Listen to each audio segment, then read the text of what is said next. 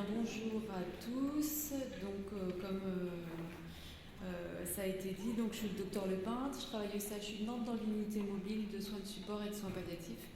Et donc, la commande pour cet atelier qui m'a été faite, c'était de vous parler de la philosophie des soins palliatifs et de la question un peu globale de l'alimentation et de l'hydratation en fin de vie.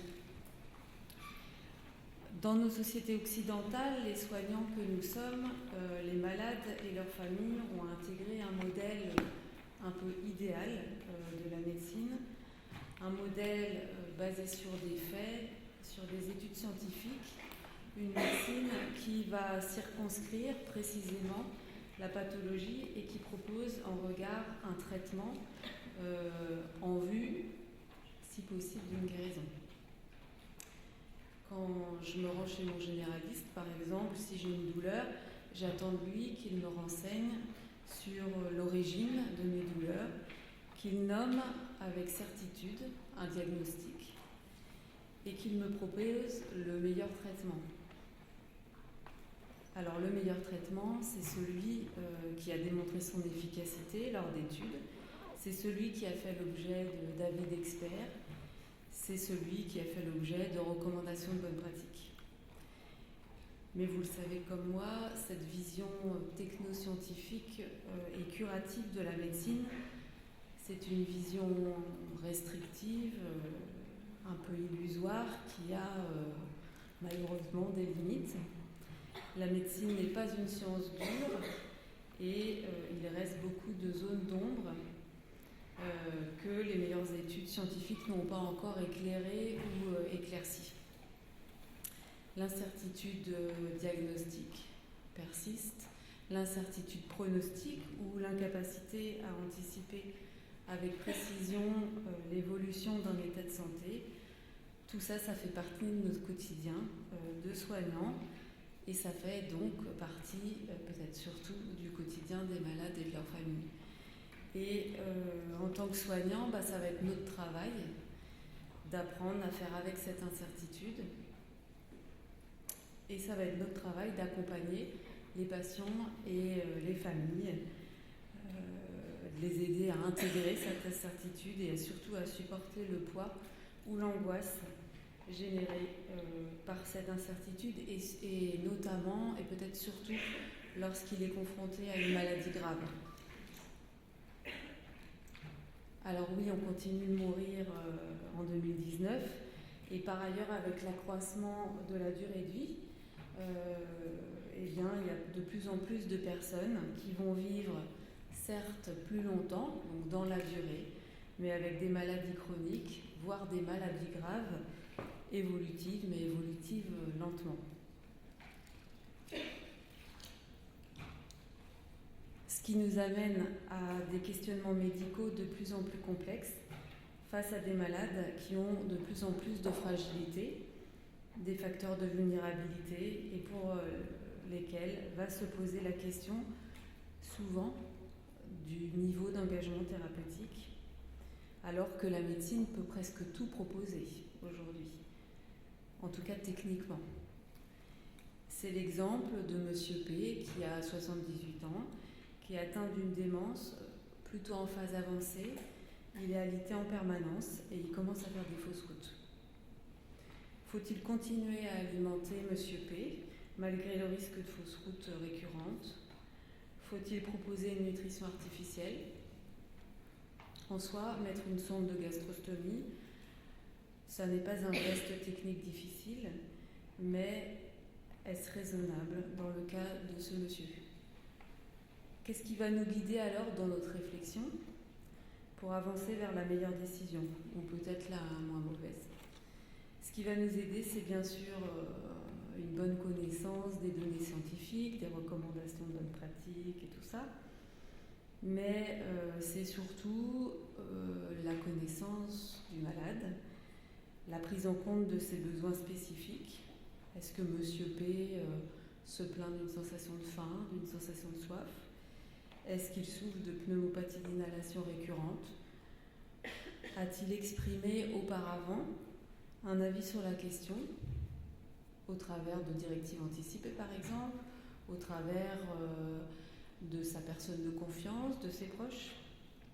Ce qui va nous aider également à statuer au mieux, c'est la conduite à tenir, sur la conduite à tenir, c'est l'espace d'échange qu'on va pouvoir créer, qu'on va devoir créer en équipe. C'est créer un espace de délibération collective où on va pouvoir, en interdisciplinarité, confronter les points de vue et expliciter les arguments. Alors l'évolution de la société, c'est aussi plus de droits pour les patients,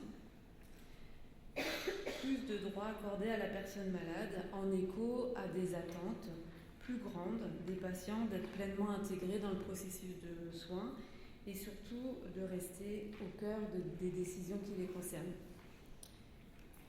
Alors, ça me paraissait important de parler des apports de la loi Claes-Leonetti, donc de 2016, notamment sur la question particulière de l'hydratation et de la nutrition artificielle. En matière de droit du patient et concernant cette thématique, que peut-on retenir de la loi de 2016 sur l'hydratation et la nutrition artificielle ?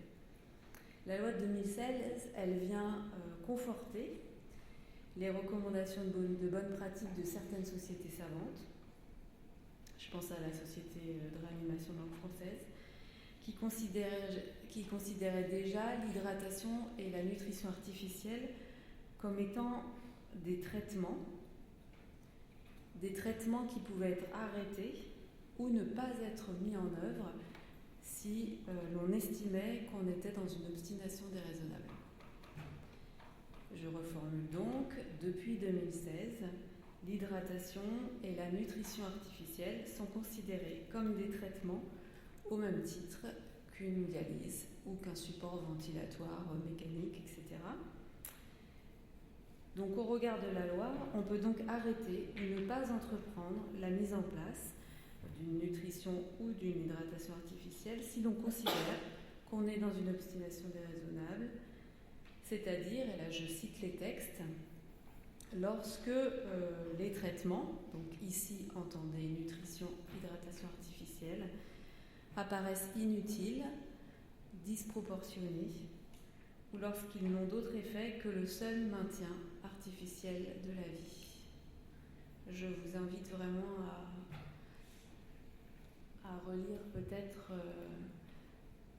ces trois notions, lorsqu'ils n'ont d'autre effet que le maintien artificiel de la vie. Un mot sur les concepts clés de la démarche palliative. Que peut-on retenir des éléments clés ou fondateurs de la démarche palliative ? Alors, sans vous assommer avec toutes les définitions qui existent des soins palliatifs, brièvement, les valeurs fondamentales des soins palliatifs, c'est des valeurs qui, en fait, pourraient s'appliquer à bien d'autres champs de la médecine. Vous allez voir, la médecine palliative, c'est d'abord la prise en compte des souhaits et des besoins du malade.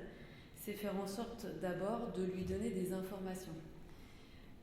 En tout cas, les informations qui lui sont nécessaires pour une bonne compréhension de sa situation de santé, et ça dans l'objectif qu'il puisse, nous on parle d'autodétermination, qu'il puisse s'autodéterminer au mieux et nous dire ce qui lui paraît juste pour lui-même, ou au contraire, ce qui lui paraît déraisonnable dans le projet de soins qu'on lui propose. Les soins palliatifs, c'est aussi une approche globale de la personne malade, conjointement ou non avec les traitements spécifiques de la maladie. Ça ne veut pas dire que les soins palliatifs, c'est plus aucun traitement spécifique. Dans le cas du cancer, par exemple, on parle de soins palliatifs intégrés à la prise en charge spécifique du cancer. Ce n'est pas l'un ou l'autre. Cette approche globale, elle nécessite forcément des regards croisés, de l'interdisciplinarité, et là encore un travail d'équipe collaboratif. Alors, j'ai repris le schéma de Cicely Saunders, qui était une pionnière des soins palliatifs. Alors ça date des années 60, c'est pas tout jeune, mais c'est encore d'actualité. Et ça illustre très bien ce que je veux transmettre comme clé. L'idée, c'est que on ne va pas s'attacher à prendre en charge seulement la pathologie du malade, mais on va aussi prêter attention à la globalité de ce qu'il vit. Donc oui, bien sûr, on va traiter l'organe malade, on va traiter la maladie, mais aussi on va prendre en compte le malade dans son entier en tenant compte du retentissement de la maladie dans la vie du sujet. On parle de souffrance totale. C'est donc l'attention portée au vécu de la personne et de la famille en explorant les 4 dimensions ici représentées. La dimension physique, dont les troubles nutritionnels font partie, bien sûr. Ça peut être aussi la prise en compte des symptômes ressentis par le malade. La dimension sociale, on sait que la maladie impacte très fréquemment la vie sociale du sujet, qui ne peut plus avoir les mêmes activités, parfois ne peut plus travailler, ne peut plus voir ses amis, perd son statut au sein de sa propre famille.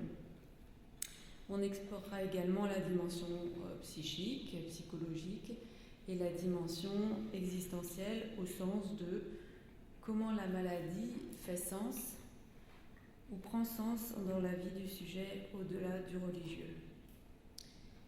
L'objectif, c'est encore une fois de co-construire avec le malade et en équipe pluriprofessionnelle un projet de vie plutôt qu'un projet de soins.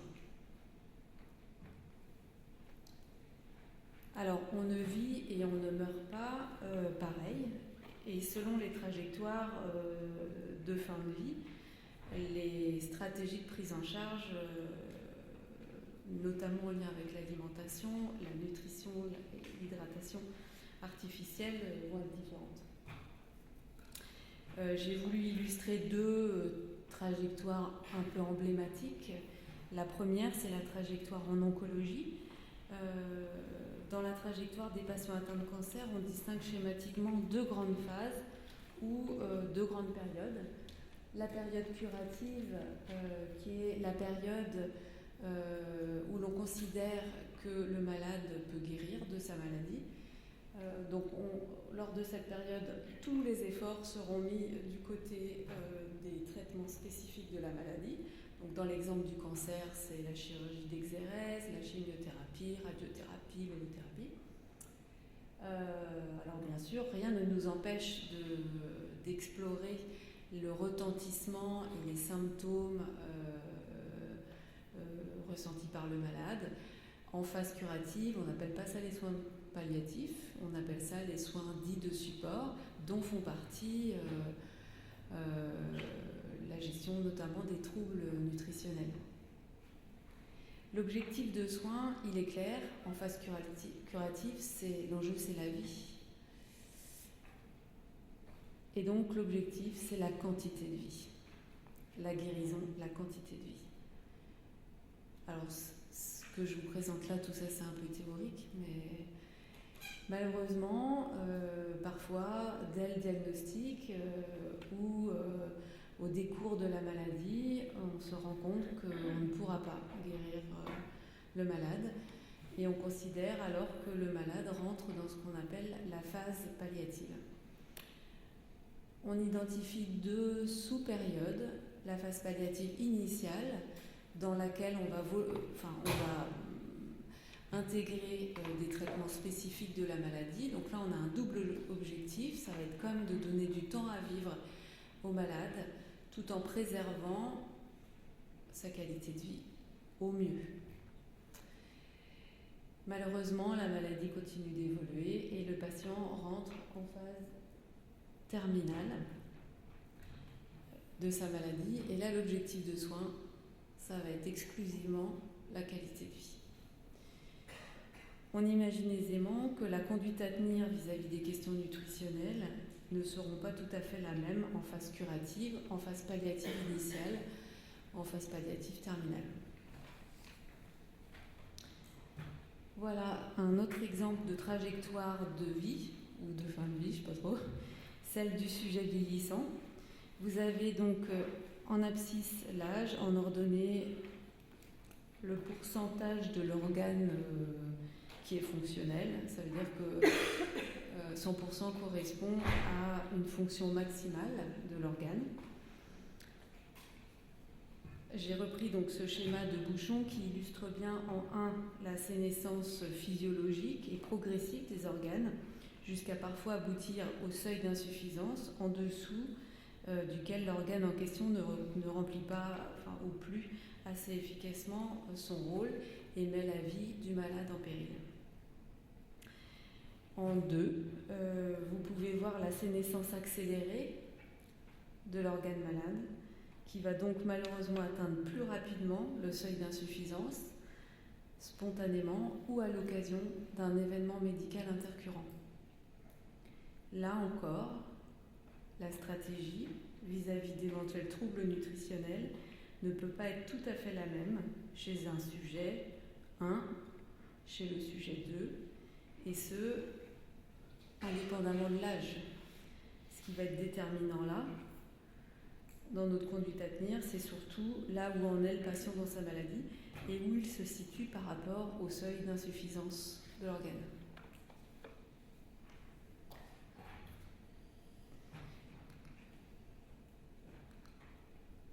Alors, les troubles de l'hydratation et de l'alimentation, c'est souvent un tournant dans la prise en charge d'un patient en soins palliatifs avec des conséquences évidentes sur la durée de vie et la qualité de vie, avec des risques d'escarres majorés, des altérations métaboliques, des modifications d'image corporelle. Il y a aussi des enjeux symboliques et éthiques. L'angoisse des proches, il va mourir de faim, il va mourir de soif, il va souffrir de la faim, il va souffrir de la soif. Et tout ça, c'est source de tension entre les équipes soignantes, à l'intérieur même des équipes soignantes, avec les familles parfois. Quand il y a des risques de fausse route, quand on se pose la question du bien fondé d'une nutrition ou d'une hydratation artificielle, faut-il entreprendre, faut-il suspendre une nutrition artificielle déjà en place? Souvent, à ce moment-là de la maladie, le questionnement éthique et la démarche éthique collective s'imposent.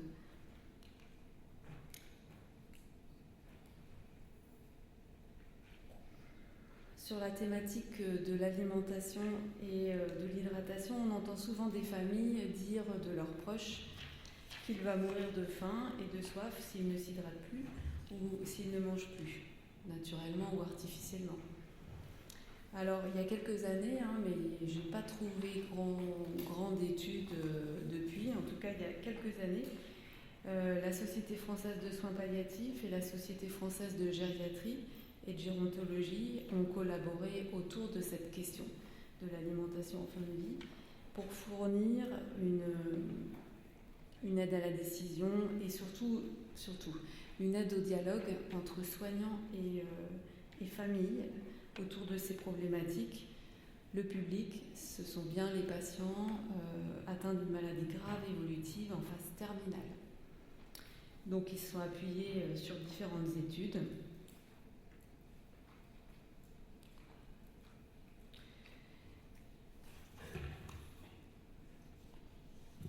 Ce qui est à retenir, c'est que dans la majorité des cas,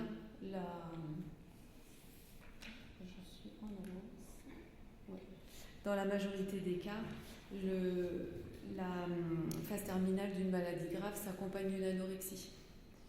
Donc absence d'appétit, souvent dégoût de la maladie, notamment dans la maladie, dégoût de la maladie aussi, mais de la nourriture, fréquente donc dans la maladie cancéreuse. Et ça s'accompagne souvent d'une satiété précoce en fait. Dans les cas des pathologies cancéreuses et infectieuses, la dénutrition observée, je pense que c'est important de le réexpliquer aux familles, elle n'est pas juste liée à un défaut d'apport. On parle de dénutrition exogène, mais elle est aussi liée à l'hypercatabolisme. On parle donc à la maladie elle-même, on parle de dénutrition endogène, et vous connaissez ça mieux que moi, je pense. En tout cas, c'est des choses qui sont importantes à rappeler aux familles. Concernant l'alimentation entérale par sonde nasogastrique ou par gastrostomie, on essaye d'expliquer aux familles que ce n'est pas dénué de risques, qu'il y a des complications, dont la principale est la pneumopathie d'inhalation. Alors ça ne suffit pas comme argument, mais en tout cas c'est des choses qui peuvent aussi être mises en mots. Et chez le sujet d'aimant, à ce jour, il n'y a aucune étude randomisée qui a montré un impact positif de la nutrition entérale, tant au niveau de la qualité de vie que de la morbimortalité, c'est-à-dire de la quantité de vie également.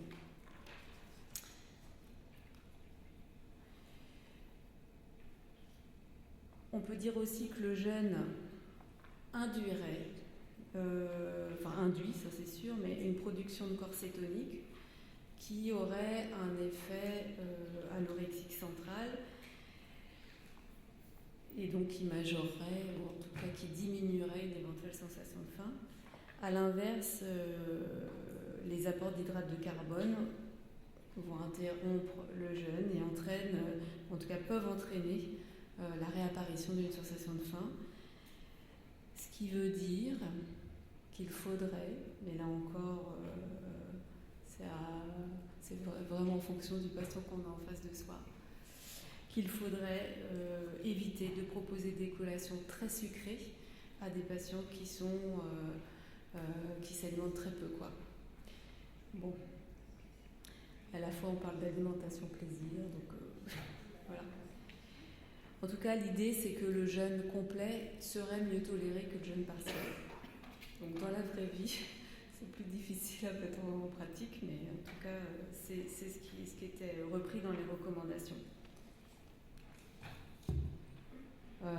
Voilà, donc ça je pense que tu vas en reparler, peut-être pas sous cette forme-là, Adam, mais en gros, ce tableau-là, il était là pour illustrer que forcément la stratégie nutritionnelle, elle ne peut pas être la même quand en phase donc curative qu'en phase palliative terminale, où là on va accentuer la prise en charge sur l'intensité des soins de bouche, sur l'alimentation plaisir et sur l'accompagnement des familles. Comment faire avec cette absence d'alimentation, cette absence d'hydratation.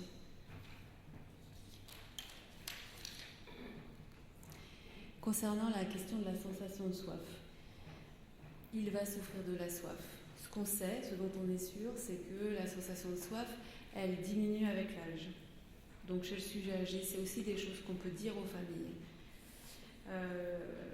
L'arrêt de l'hydratation aboutit à une déshydratation extracellulaire puis intracellulaire avec une insuffisance rénale, etc.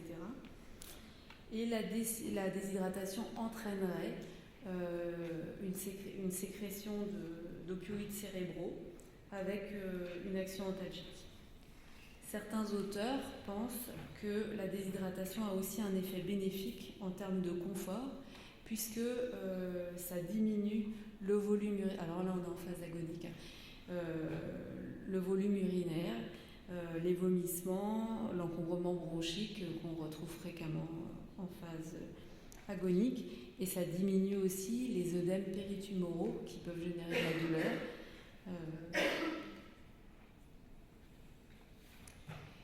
Dernière chose, avant de terminer, c'est répéter aux familles que les patients ne souffrent pas de sensation de soif si leur cavité buccale est correctement hydratée. Alors je sais bien que c'est pas ce qu'on apprend en médecine, mais et qu'on a souvent envie d'hydrater un patient qui est déshydraté et qui dit qu'il souffre de la soif. Chez un patient en phase terminale, dont on sait qu'il va mourir dans les heures et les jours qui viennent, la récurrence des soins de bouche suffit à apaiser la sensation de soif lorsqu'elle existe. Donc on évite l'éludril, l'extril, qui sont des produits très asséchants et qui vont déstabiliser la flore buccale quand on les utilise, et c'est souvent le cas au-delà de 5-7 jours. On va privilégier le bicarbonate de sodium, on va proposer de la salive artificielle, aquasiale, artésiale, tout ce que vous connaissez, et puis éventuellement des glaçons aromatisés pour les patients qui peuvent encore déglutir.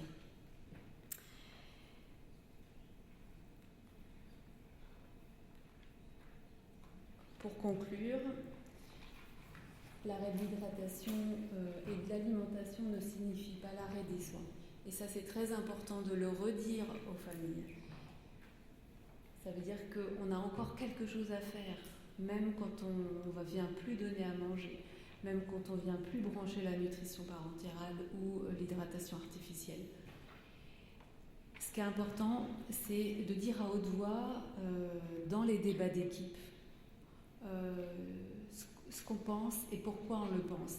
L'important, ça va être d'expliciter à haute voix pourquoi on pense qu'il faut continuer à alimenter ce monsieur, même au risque de fausse route, parce qu'il le demande, parce que je ne sais pas, voilà. C'est très important de faire connaître les raisons pour lesquelles vous pensez une attitude plus juste qu'une autre.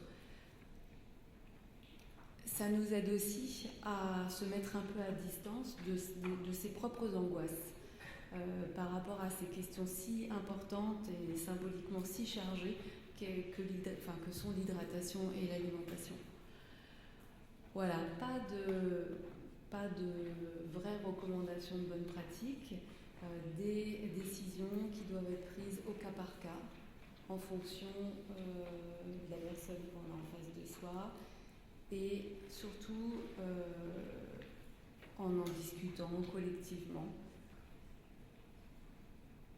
Voilà, c'est ma place.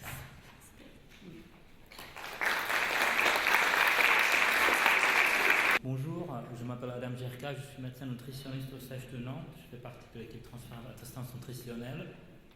Je remercie en fait les organisateurs, la SRED, de m'avoir invité pour participer à ce forum. Je remercie Aurélie qui nous a donné en fait l'introduction dans les soins palliatifs.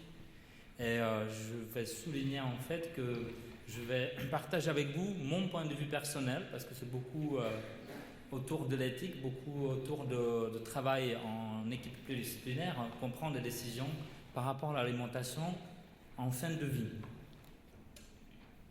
Je n'ai pas de conflit d'intérêt. Alors je vais commencer avec une anecdote.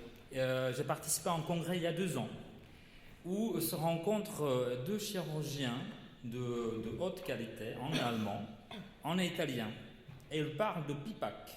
Alors PIPAC, c'est une technique assez sophistiquée où un patient ou une patiente qui a un cancer avancé au stade métastatique dans la cavité abdominale reçoit une chimiothérapie avec des trocars que vous voyez en fait ici.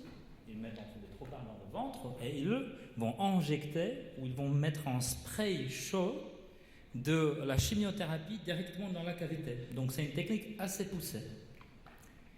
Et le pape de ce PIPAC, c'est l'allemand. Et il dit, en gros, bon, regardez, moi je vois le patient ou la patiente en consultation, je lui demande en transit, si ça passe dans l'intestin, elle n'est pas en occlusion, je fais PIPAC. Puis si je vois sur le transit qu'il y a en occlusion, je l'envoie à la maison. Et donc, en fait, ça fait surmonter en fait le professeur Bosé italien, qui dit, mais vous êtes complètement à côté de la plaque. Nous, la société se bat pour accompagner le patient, même des patients avec un cancer avancé en occlusion, et de leur en fait de les nourrir avec la nutrition parentérale, parce qu'on ne sait pas à quel point la dénutrition liée à l'occlusion intestinale participe à l'avancement du cancer. Est-ce que c'est le fait qu'elle ne peut pas manger avec un cancer, par exemple le cancer d'ovaire qui n'est pas très rapidement évolutif, mais est-ce que c'est la participation d'occlusion qui fait qu'elle s'est beaucoup dégradée? Et on peut améliorer son état. Peut-être qu'elle va tolérer mieux en fait sa chimio si on l'aide à parcourir une étape difficile. Et donc vous voyez en fait un conflit parmi des médecins, des spécialistes dans ce domaine, avec deux opinions complètement différentes. Après, ils se sont excusés, alors non, c'est excusé auprès des Italiens qui n'ont pas pensé comme ça. Bon. Alors là, on est censé de parler de la phase terminale. J'ai déjà montré ce schéma pendant la première session, comment mourir le patient atteint de cancer. On peut commencer avec le diagnostic, puis on essaie d'être curatif pour gagner la quantité de vie. Pour certains, on réussit et donc ils sont guéris de cancer, des survivants. Ils peuvent malheureusement rechuter. Et puis on a ceux qu'on ne peut pas opérer, qu'on ne peut pas essayer en fait de les guérir complètement, mais on va poursuivre en fait en traitement anticancéreux à plusieurs reprises et on va les accompagner pendant l'évolution de la maladie avec des soins de support. Et vous voyez, plus on s'approche de la fin, plus en fait les soins de support, dès le début, ils sont présents dès le début, mais ils sont présents. Et vous voyez que la malnutrition s'aggrave au fur et à mesure de l'avancement du cancer. Alors, un patient peut passer par différents stades, bien sûr. Il peut passer par le stade de traitement actif, cancer avancé, jusqu'à décès imminent. Maintenant, la décision très difficile, c'est à quel moment on commence, à quel moment on commence plus, à quel moment on arrête éventuellement une assistance nutritionnelle. Alors, je voudrais vous montrer en fait ce travail de l'INE qui date déjà de 16 ans, mais comme c'est en fait les trajectoires de fin de vie, je pense que c'est toujours d'actualité. On ne meurt pas différemment, je pense, 10 ans après. Vous avez la mort subite. Donc vous voyez, en fait, c'est les capacités, la fonction des capacités de la personne qui sont tout à fait normales. Paf, il est mort en quelques secondes, voilà, très rapidement. Puis vous avez l'insuffisance d'organes. Et vous voyez, l'insuffisance d'organes chronique, il y a des moments de décompensation. La qualité, la capacité diminue petit à petit jusqu'à en fait la mort du patient. Et les patients fragiles, déjà la capacité elle est basse initialement, et puis tout doucement, avec des petits paliers, ils mènent jusqu'à la mort. Pour les patients, par exemple en oncologie, on a des capacités qui ne sont peut-être pas à 100%, qui sont diminuées, mais qui vont rester longtemps ou très légèrement en décroissance. Et puis la dernière période, vraiment de la période terminale, se fera assez rapidement, pas aussi rapidement que pour la mort subite, mais assez rapidement. Si je reprends la recommandation des sociétés savantes, plusieurs sociétés en fait sont en accord qu'on ne devrait pas démarrer l'assistance nutritionnelle entérale ou parentérale si en fait la durée de survie ne dépasse pas 1 à 3 mois. Ok, on est tous d'accord, on ne va pas s'acharner. Soins disproportionnés, voilà, c'est le mot que je cherchais. Maintenant, il faut aussi dire au patient quel est votre devenir, parce que le patient il va vous demander alors j'en ai pour combien de mois, combien d'années. Et malheureusement, il y a des médecins qui disent oh, je ne sais pas, je ne peux pas vous dire, on verra. On a des scores d'évaluation, de prédiction en fait de la survie. Donc on peut s'aider avec ces scores parce que bien sûr qu'il y a des cas où, à notre surprise, la maladie avancera d'une façon différente de la majorité des patients atteints du même cancer, au même stade, mais on a beaucoup d'études qui nous montrent en fait la survie. Donc avec le score que vous voyez ici, qui est basé sur l'IMC et la perte de poids, vous pouvez définir en fait la survie globale en mois. Et vous voyez le patient qui a perdu beaucoup de poids et qui est très dénutri, la survie en mois n'est pas du tout la même que quelqu'un qui a un poids stable. Vous avez d'autres scores, comme le score Glasgow Prognostic Score, qui se base sur l'albumine SRP, et vous voyez en différents points sont de nouveau associés à la durée de survie. Donc on peut s'aider. On peut s'aider avec des scores. Et puis en fait, maintenant, pour tous les traitements, nouveaux traitements, il y a des études. Et dans les études, on sort un nouveau traitement et on va dire à la fin, ce traitement, il prolonge la vie de 3 semaines. Voilà. Personne ne discutera, est-ce qu'il faut ce traitement, est-ce qu'il faut le prescrire ou pas. On va dire 3 semaines, c'est très important pour le patient. Et ces études nous montrent également la survie globale des patients atteints d'un cancer.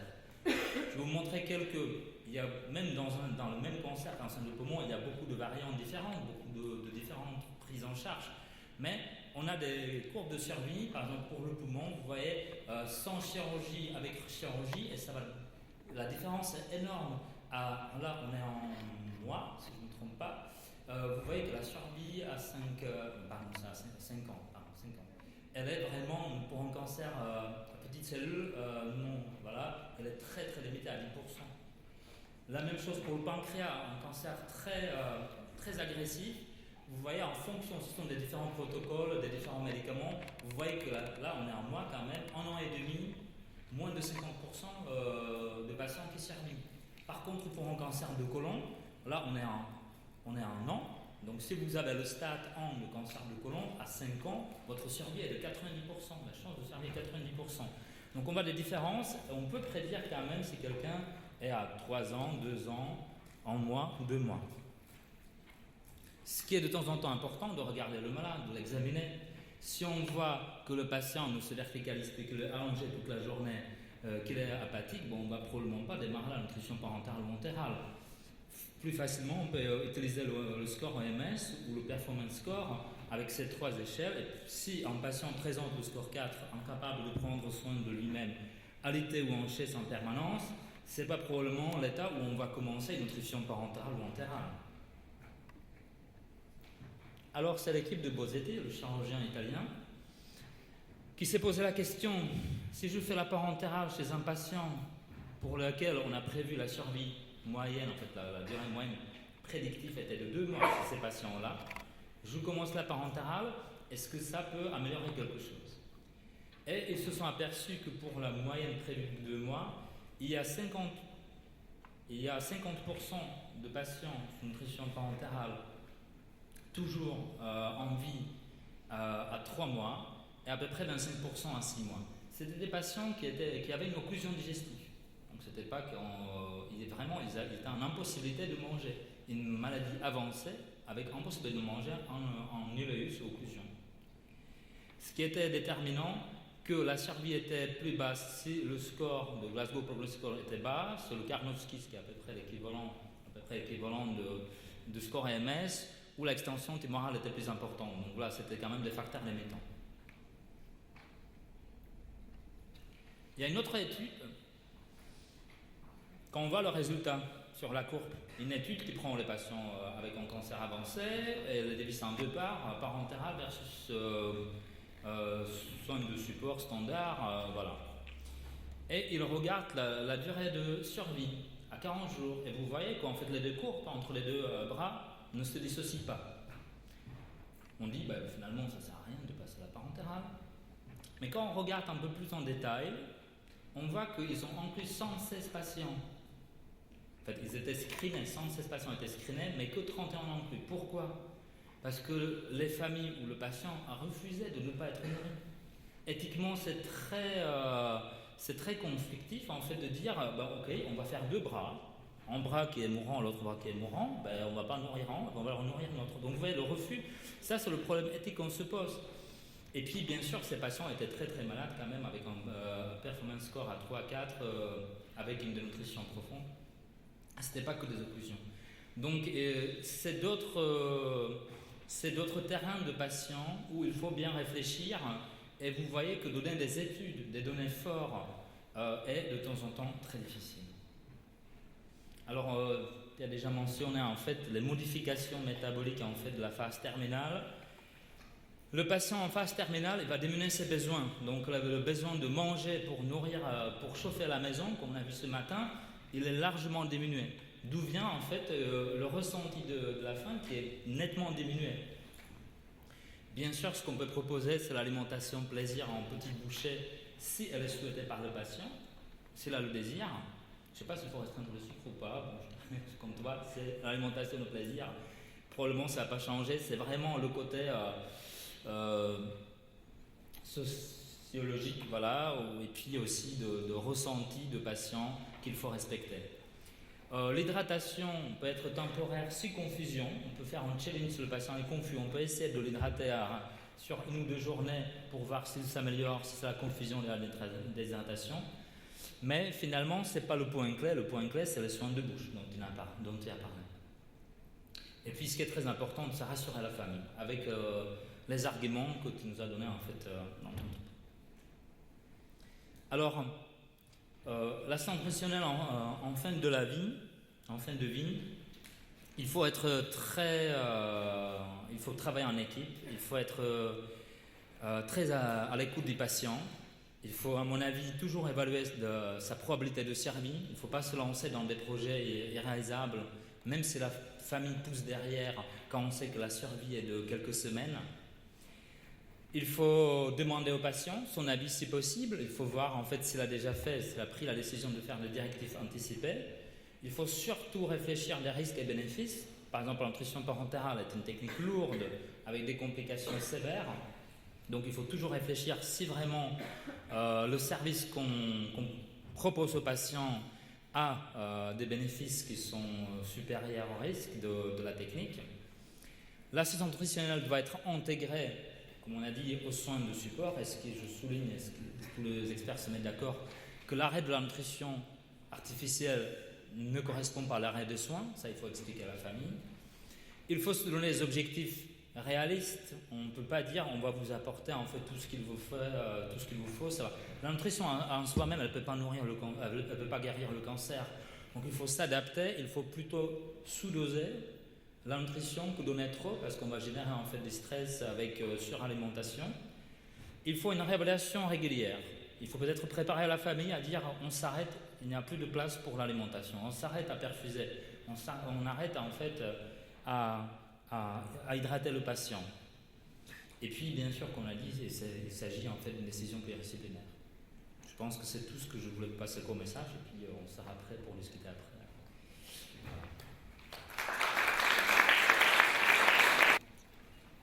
Bonjour à tous, merci à la SRAE de nous avoir invités à présenter notre travail. Merci à Aurélie pour la coordination, toute sa disponibilité pour nous aider au mieux. Donc, moi, je suis diététicienne au centre hospitalier de Mayenne. C'est un petit établissement. On n'a pas de service d'oncologie. On a des patients soins palliatifs un peu disséminés dans plusieurs services, ce qui ne facilite pas forcément la tâche quand on veut faire des choses bien structurées avec la cuisine. Donc, je vais partager avec vous quand même ce qu'on a mis en place pour nos patients.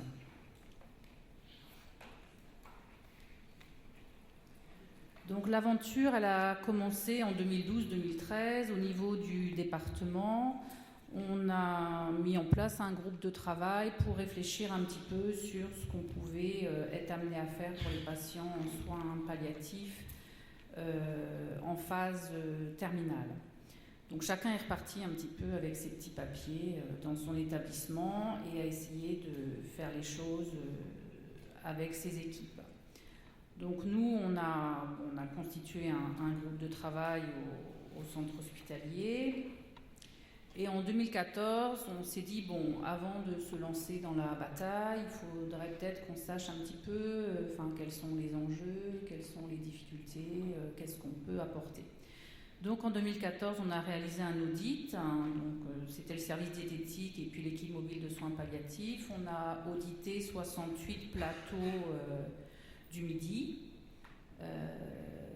Et en fait, on a regardé ce qui rentrait dans la chambre et ce qui en ressortait. La moyenne d'âge, elle était de 79 ans. Vous voyez, il y a un gros pourcentage quand même de plus de 75 ans. On s'est aperçu que 75% des plateaux, et ça a été la première des surprises, 75% des plateaux avaient des régimes. Donc je le rappelle, c'était des patients en phase terminale. On a retrouvé des sans-sel, on a retrouvé des hyperprotidiques, on a retrouvé un peu de tout. Et chose aussi intéressante, c'est que 35% des plateaux étaient en texture normale. Enfin, on pouvait dire aux soignants, non, c'est pas parce qu'il est en phase terminale qu'il doit manger mixé. Quand on a interrogé les patients, en fait, on s'est rendu compte que, même en phase terminale, les patients ont des envies particulières pour 47% d'entre eux, et le plateau ne correspondait pas forcément à leurs envies. Au niveau de la consommation du plateau, l'entrée donc consommait 53%, le plat principal, ça on le sait tous, 26%. De consommer, produits laitiers un peu comme l'entrée, La crème enrichie parce qu'il y avait des régimes hyperprotidiques, donc voilà, elle était consommée qu'à 46%. Et les desserts, voilà, ce qui est sucré, remportait le palmarès. En interrogeant aussi les patients, ils nous ont dit qu'ils aimaient les desserts et les entrées. Bon, en gros, ce qui est chaud et ce qui a de l'odeur, c'était pas trop leur truc.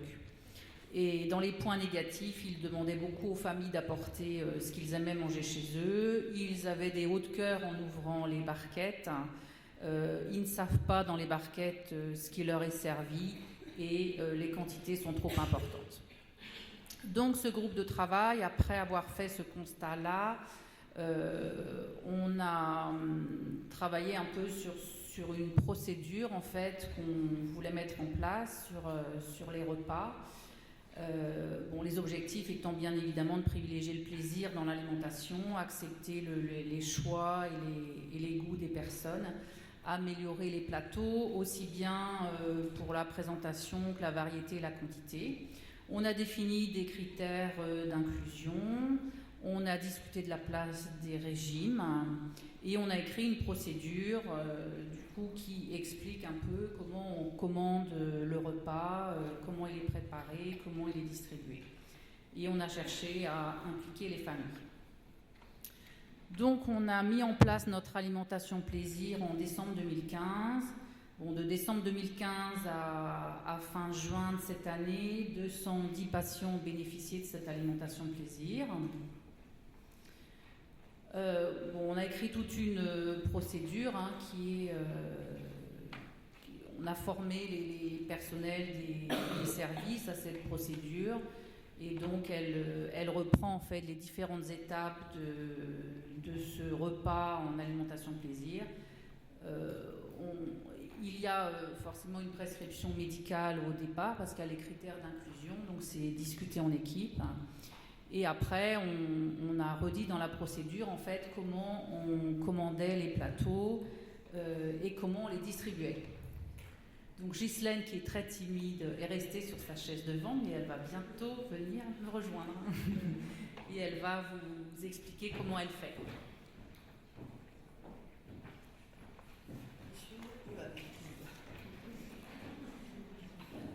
Je suis Ghislaine Bourillon, je suis aide-soignante à l'hôpital de Mayenne. Et donc mon rôle, c'est d'aller voir les patients qui sont en alimentation plaisir et puis plus encore, mais on parle surtout de l'alimentation plaisir aujourd'hui, pour les aider à faire des choix judicieux pour qu'ils aient du plaisir à manger un peu. Donc alors je fais comment pour... Non, il fallait que je... Pardon. Donc c'est la première fois que je fais ça, alors c'est pas facile. Non, c'est la page d'avant. Non, on était là. Donc voilà. Donc tous les plateaux d'alimentation plaisir arrivent en fait en liaison froide dans les chariots alimentaires. Rien n'est réchauffé du tout. Et donc, alors donc après, c'est la page d'après. Donc, quand je vais voir les patients, en fait, ils peuvent bénéficier du choix quotidien comme tous les autres patients, c'est-à-dire le plat du jour ou alors des constantes. Et en plus, ils ont la possibilité de choisir des produits salés et des produits sucrés et aussi des boissons. Donc, vous voyez ce qu'il y a à peu près de... Tout ça, ça ne sert que pour l'alimentation plaisir. Donc, en fait, ce que Madame Essayé disait, c'est que... Bon, les petites verrines, ça marche très bien. Tout ce qui est sucrerie, c'est pareil. Les gens aiment beaucoup. Et les boissons aussi, ça a beaucoup de succès.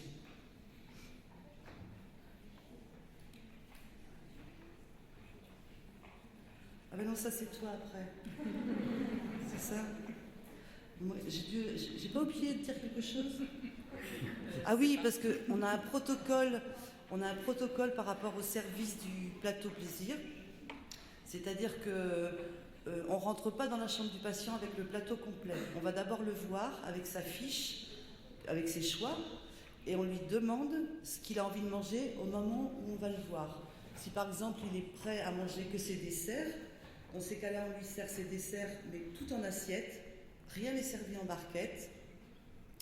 Et donc après on retourne le voir 2 heures après, s'il a envie de manger sa viande, on lui fait réchauffer sa viande et ses légumes s'il en a envie, et on lui amène aussi en assiette. C'est lui qui décide au moment où il veut manger ce qu'il a choisi, tout le temps. En fait, dans le chariot alimentaire, tous les autres plateaux arrivent, comme dans vos établissements, j'imagine, ce qui se mange froid dans le côté froid et ce qui se mange chaud dans le côté chaud. Ces plateaux-là arrivent tout au froid. Donc c'est mis au réfrigérateur et le patient n'est pas obligé de manger à midi comme tout le monde ou à 11h30 même quelquefois. Donc la personne en fait, voilà, comme dit Ghislaine, il mange quand il a envie et ce qu'il a envie, quoi. Donc il a fallu aussi former les équipes par rapport à ça parce que ça chamboule un peu l'organisation du service des repas et ce qui n'est pas toujours facile parce qu'ils ont beaucoup de travail et donc ça demande un peu d'investissement, quoi. Et puis les soignants, quelquefois, ont du mal à voir un plateau avec 3 petits trucs dessus, quoi. Donc on nous disait, oui, bon, votre alimentation de plaisir, vous êtes bien mignonne, mais bon, 3 petites miniardis sur une assiette, excuse, mais avec ça, on va pas aller loin, quoi. Donc il a fallu bien expliquer. Et donc quand je vais voir le patient pour l'aider à choisir ses menus, en fait, j'y vais au jour le jour. C'est-à-dire que je ne lui fais pas choisir 3 jours d'affilée de repas, parce qu'il faut réévaluer tous les jours comment ça se passe, s'il aime, s'il veut changer. Donc tous les jours, il faut aller voir les patients. Ça, c'est primordial. Alors en parallèle de cette alimentation plaisir, elle se débine vite. En parallèle de cette alimentation plaisir, on a eu un projet d'acquisition de tables de nuit réfrigérantes parce que on avait des petits salons des familles avec un réfrigérateur dedans, un micro-ondes, enfin voilà, c'était vraiment l'espace pour les familles. Et au début, on s'est dit, les familles, si vous avez des choses à apporter à votre proche, vous pouvez les déposer là. Sauf que c'était compliqué après de dire ah oui, alors monsieur un tel, sa femme elle n'a pas laissé quelque chose dans le frigo, enfin bon, c'était compliqué de récupérer le truc, il n'y avait pas de date, il n'y avait pas de nom, il n'y avait rien dessus, c'était compliqué. On s'est dit le plus simple, ça serait quand même qu'on puisse avoir des tables de nuit réfrigérées dans la chambre. Donc les tables de nuit, parce que voilà, on voulait, c'était notre volonté que ça ressemble vraiment à une table de nuit, donc c'est vraiment comme une table de nuit. C'est hyper silencieux, il n'y a vraiment aucun bruit et du coup c'est pas une vraie table de nuit, c'est un réfrigérateur. Donc on s'est dit, bon, bien entendu on ne va pas nous offrir cette table de nuit, donc on a mis en place en fait un certain nombre d'actions pour récupérer des sous, pour acheter. Donc il y a une troupe de théâtre qui s'est associée à nous, qui a joué plusieurs fois pour nous. On a vendu des chocolats, des gâteaux. Il y a eu un tournoi de bridge d'organiser. Et pour récupérer les fonds, c'est compliqué quand vous êtes dans un hôpital parce que les dons fléchés, ou je ne sais pas trop comment ça s'appelle, c'est un peu compliqué. Donc on a créé en fait une association qu'on a appelée Des Petits Plus en soins palliatifs. Donc, depuis la création de notre association, on a les photos des tables de nuit réfrigérées. Donc, notre priorité, c'était que ça ressemble à une table de nuit, que ça ait des roulettes, parce qu'il faut que ça puisse sortir rapidement de la chambre en cas de besoin, et que ça soit hyper silencieux. Donc, on a laissé le choix. Après, on n'avait pas un très gros choix. Mais on a laissé les cadres choisir un peu ce qu'ils voulaient et on a testé la petite boîte noire là. C'est un peu le mini-bar des hôtels, ça. Mais en fait, il nous sert pas beaucoup celui-là. Donc voilà ce qu'on a acheté et on a prévu pour l'année prochaine, en fait, on va organiser un don du sang avec l'établissement français du sang. Parce qu'ils nous ont fait un don et du coup on va en remerciement on va organiser un don du sang sur l'hôpital et puis on a prévu d'acheter un mini congélateur parce que les patients nous demandent beaucoup de glace et là pour l'instant on n'en a pas la possibilité. Un mini congélateur, des casques audio et puis tout bêtement des transistors parce que on a des personnes âgées qui ont envie d'écouter la radio.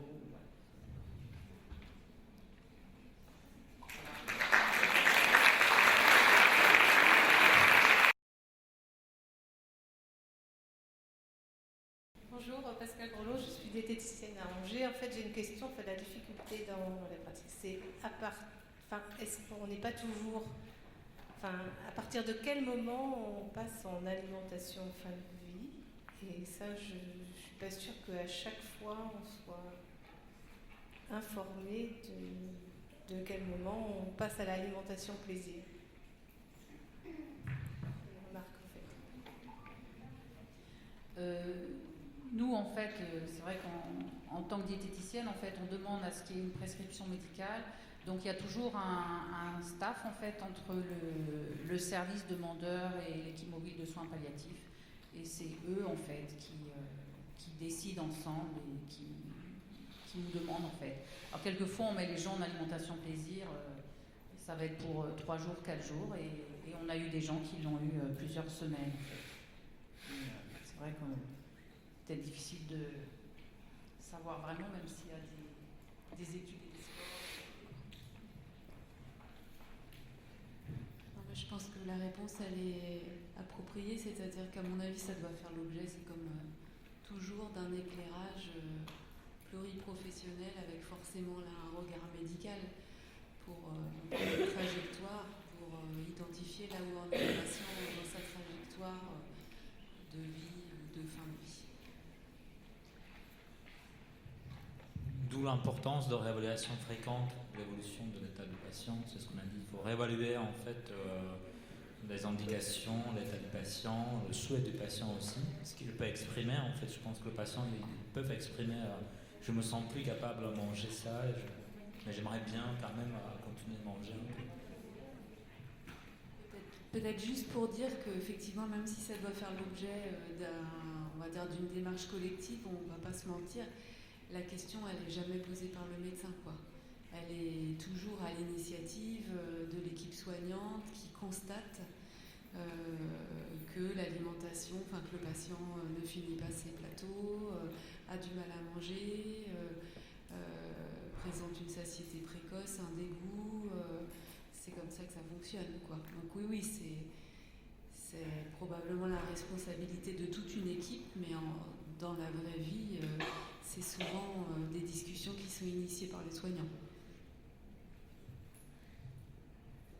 Et nous, on a quelquefois des patients qui sont en alimentation plaisir, mais qui prennent que le repas normal.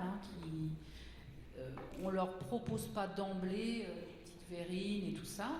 Si le repas normal, en fait, proposé à tous les patients convient, on les laisse sur ce repas-là.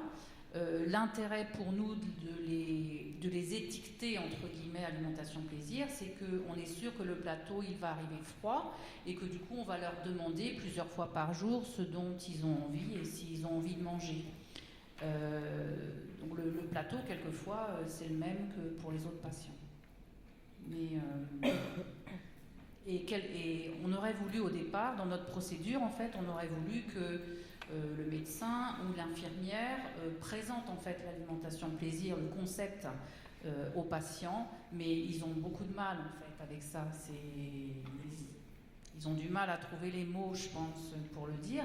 Donc Ghislaine et ses collègues, quand elles vont voir le patient, en fait, elles disent pas bon ben voilà, vous êtes en alimentation plaisir parce que donc elles disent bon. Je vois bien là que depuis quelques jours, ce que je vous propose, ça ne vous convient pas trop. Donc, comme vous avez moins d'appétit en ce moment, je vais vous proposer des petites choses, qui vont plus vous ravir, quoi. C'est amené un peu comme ça, quoi. Je voulais vous remercier parce que j'ai beaucoup apprécié les 3 exposés, les 4 exposés. Et j'étais intéressé par ce que vous avez raconté à l'hôpital de Mayenne. Votre enquête initiale, en fait, 75% des patients arrivent en fin de vie avec des régimes divers et variés qui n'ont à ce stade-là pas de justification. Mais je pense qu'il faudrait remonter bien avant, en fait, et souligner que quand nos patients arrivent à l'hôpital, souvent ils ont accumulé 4-5 régimes parce que tout simplement ils ont plusieurs maladies chroniques. Et chaque médecin,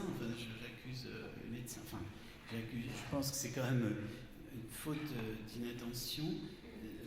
prescrite pour sa propre spécialité. Le cardiologue va donner le régime sans sel, le gastro-entérologue le régime sans fibres, le diabétologue le régime sans sucre, enfin je caricature ici. Et finalement le patient va rien manger. Donc c'est une question qu'il faudrait se poser bien avant la période des soins palliatifs et qu'on ne pose pas souvent. Alors qu'on ne se pose pas souvent parce qu'on ne voit pas le patient dans son ensemble. Et l'autre aspect, c'est que effectivement, vous avez déjà répondu à la question, c'est comment présenter. C'est difficile de dire aux patients, vous n'avez plus besoin de régime parce que le but, c'est pas de prévenir les complications de votre diabète dans 25 ans. Donc, c'est pas facile, mais vous avez à peu près répondu comment le faire avec tact auprès de chaque patient. Oui, et par rapport à ça, je dirais qu'il ne faut pas, là encore, présumer de ce que va penser le patient quand on va lui parler de l'alimentation de plaisir. C'est-à-dire que on aurait envie de le protéger de la maladie, de la mort qui va survenir, de la même manière qu'on aura envie de protéger ses proches. Et souvent, les patients, ils perçoivent bien ce qui se passe dans leur corps, quoi. Ils voient bien que de toute façon, les plateaux, ils les mangent pas, ils les finissent pas. Et donc, je crois qu'il faut être assez à l'aise avec ce changement de régime, au moins dans sa présentation, et pas se dire, mince, si je parle d'alimentation plaisir et que je lui dis que c'est plus important d'être sans sel et je sais pas quoi d'autre, il va se dire, mince, ça veut dire que je vais mourir. J'aurais envie de dire que les patients, ils perçoivent bien ce qu'ils peuvent percevoir, et donc, effectivement, si... j'aurais envie de leur faire confiance à ce moment-là et de pas trop ruminer autour de l'écho que ça va faire chez le patient, quoi. Il y avait, On a eu d'ailleurs un petit débat sur comment on allait l'appeler, parce que certains disaient ah oui, alimentation plaisir, ils vont se dire pourquoi on veut me faire plaisir maintenant en fait, qu'est-ce qui se passe là? Pourquoi d'un coup on a envie de me faire plaisir avec mon plateau, quoi? C'est un peu suspect. Mais comment l'appeler? Je pense que c'est très bien comme nom parce que ça peut être fait à un stade antérieur. Parce qu'on avait fait une petite expérience au CHU de Nantes avec des ateliers, en fait, où des patients, bien avant le stade palliatif, des patients cancéreux avaient des ateliers cuisine où ils apprenaient à faire ce que vous avez montré, des verrines, etc. Et c'était pas du tout des gens en fin de vie, c'était des gens qui venaient sur leurs deux jambes, mais ils apprenaient à fabriquer ce qu'ils avaient envie de manger, tout simplement. Donc je crois que c'est quelque chose qu'il faudrait diffuser bien avant la phase terminale. Tout à fait.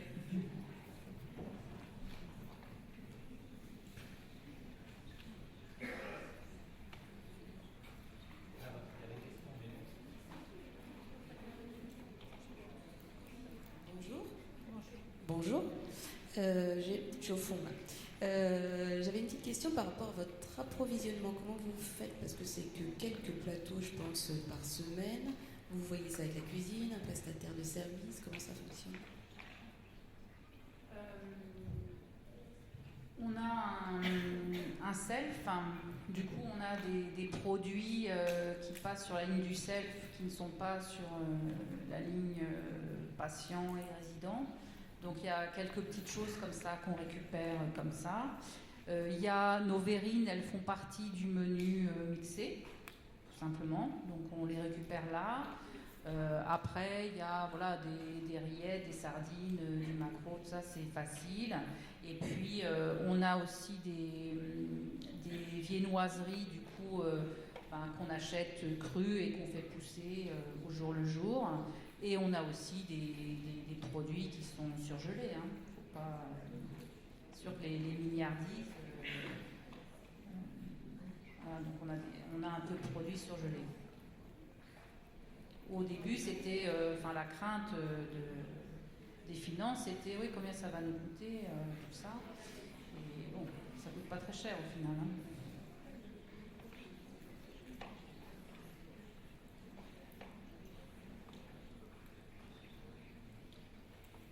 Lauria Abouelfad, je suis aide-soignante de CHD Saint-Nazaire.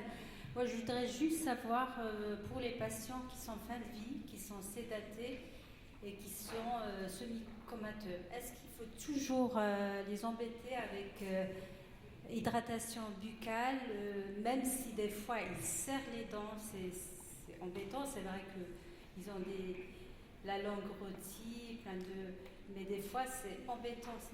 Ils réagissent quand même, mais c'est pour ça que je demande est-ce qu'il faut toujours continuer, c'est un confort pour ces patients. Je pense que vos réticences, elles sont justifiées, c'est-à-dire qu'un patient qui serre les dents, on ne va pas forcer pour aller faire des soins de bouche que manifestement il ne souhaite pas. Non, ça sûrement pas. Après, ça ne veut pas dire qu'on ne va pas réessayer, on va dire avec délicatesse, mais non. Comme toujours, il y a des recommandations de bonne pratique, puis après, on fait avec la personne qu'on a en face de soi. En tout cas, c'est sûr que même un patient qui a une bouche très très sale, très sèche, mais qui serre les dents, on ne va pas l'obliger à... Pour autant, ça ne veut pas dire qu'on mettra une hydratation artificielle. Encore moins si le patient est non communicant et en phase agonique. Et pour une perte, parce qu'à l'époque on disait toujours qu'il faut laisser une perte de confort, est-ce que c'est toujours d'actualité? Alors je pense que non. Après, encore une fois, c'est toujours plus difficile de suspendre que de ne pas entreprendre. En tout cas, c'est sûr que non, il n'y a aucune raison d'entreprendre une hydratation artificielle dans un contexte comme celui-là. Après, quant à la suspendre, et là, on est bien dans une évaluation au cas par cas. En tout cas, on est bien dans un traitement inutile, le plus souvent. Après, c'est vrai qu'en fonction de l'importance donnée par la famille à cette hydratation, on va discuter. Par contre, notre point de vigilance, ça va être si on choisit de maintenir l'hydratation artificielle qui, pour une raison, on va dire, compassionnelle ou d'accompagnement de la famille, des proches, parce que c'est très important, parce que voilà, ça ne doit pas être une source d'inconfort pour le malade. C'est la ligne rouge à ne pas franchir. C'est-à-dire que si le malade commence à s'encombrer, par exemple, ça veut dire stop. Que la famille soit d'accord avec ça ou pas. Là, on franchit la ligne rouge qui, à mon avis, est celle de préserver avant tout le confort du malade pour le temps qu'il lui reste.